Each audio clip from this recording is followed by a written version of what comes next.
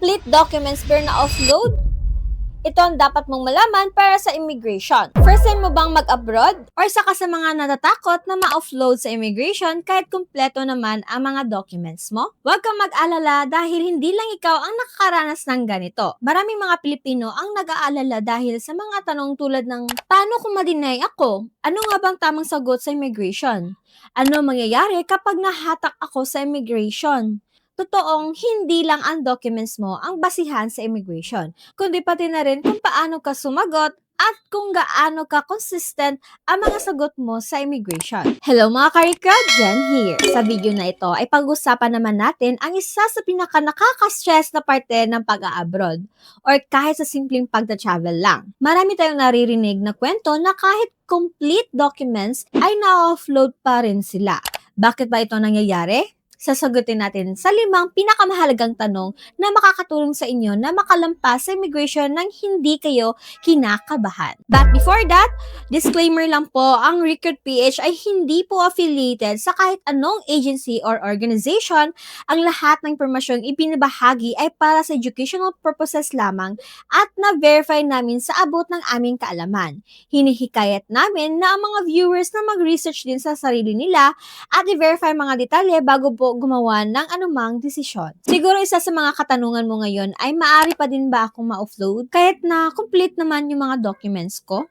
Ang sagot ay yes! Ang pagkakaroon ng complete documents ay isa sa parte pa lamang upang ikaw ay makaalis ng bansa. Ang immigration officer or IO ay may discretionary power or may karapatang ma-assist kung ang intensyon mo ba ay tugma sa iyong visa or travel purpose. Kadalasang dahilan ay hindi dahil sa kulang na papeles mo, kundi dahil sa inconsistencies or hindi pagkakatugma-tugma ng iyong mga sagot sa iyong hawak na dokumento and also ang nagiging dahilan kung bakit may mga na-offload. Ano ba ang dapat mong gawin upang maiwasang ma-offload? Siguraduhin lamang na kabisado mo ang iyong travel itinerary at ang lahat ng nakasulat sa iyong e-travel registration. Ano bang mga dapat mong sabihin sa immigration? Sumagot lamang ng diretsyo kung anong tinatanong sa iyo ng immigration officer. Iwasang magbigay ng mahabang sagot. Pag tinatanong ka naman kung ano yung gagawin mo, sabihin mo lang kung ano yung totoong pakay mo sa ibang bansa. Ang sekreto dito ay pagiging consistent sa mga sagot mo.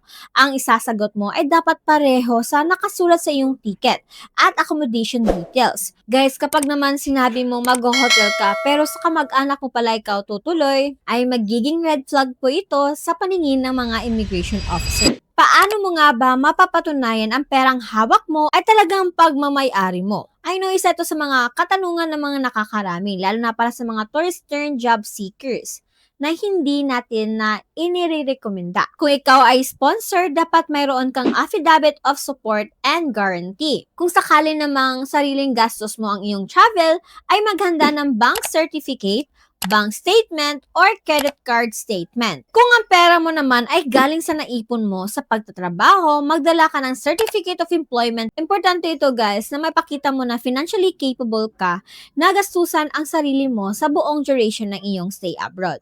Siguro isa sa katanungan mo din ngayon ay kung suspicious ba ang paraan mo ng pagkaka-impake ng iyong luggage. Ang pagdadala ng sobrang daming gamit gaya ng 3 malalaking maleta para sa isang 3-day tourist trip ay nakakaduda talaga. Magmumukha itong may intent to stay or balak mo nang hindi bumalik pa ulit sa Pilipinas.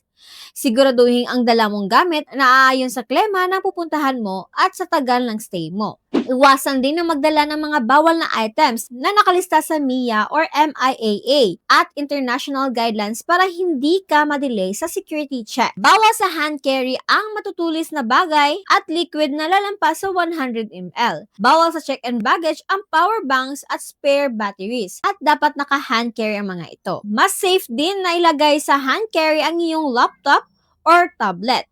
And strictly bawal po ang bullet-style jewelry or amulet or mas kilala sa anting-anting na bala. Ano nga bang pwede mong gawin kapag nahatak ka for secondary inspection? Huwag kang magpanik agad. Ang secondary inspection or yung tinatawag na nadala sa loob ay hindi pa nangangahulugang offloaded ka na.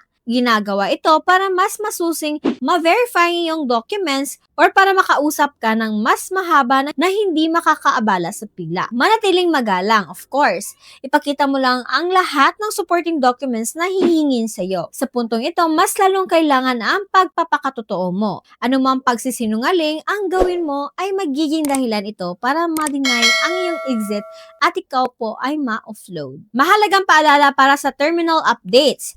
Bago kayo pumunta sa airport, tandaan ngayong 2026 ay may malawak na terminal reshuffle sa NAIA. Siguraduhin i-check ang iyong airline website dahil baka nalipat ng iyong flight sa ibang terminal para hindi ka mahuli sa flight mo at sa immigration. Paalala lang mga ka-recruit, ang immigration ay hindi kalaban or sagabal sa pag-iibang bansa mo. Ginagawa nila ito para maprotektahan ang bansa natin na maiwasan ang illegal work abroad at masigurong magkakaroon ka ng safe travel. Mga ka-recruit, ang pag-travel abroad ay hindi lang tungkol sa ticket at passport. Kailangan din ng tamang preparation sa pagsagot sa immigration at tamang mindset. Kung may karanasan ka na sa immigration, share ka naman ng tips sa comment section para sa mga kababayan nating first time na mag-abroad upang matulungan naman natin silang mapanatiling kalmado at handa sa immigration. Please don't forget to like, share, and subscribe for more legit travel tips at update para sa ating mga OFWs. Kita-kits tayo sa ating next video mga karikad!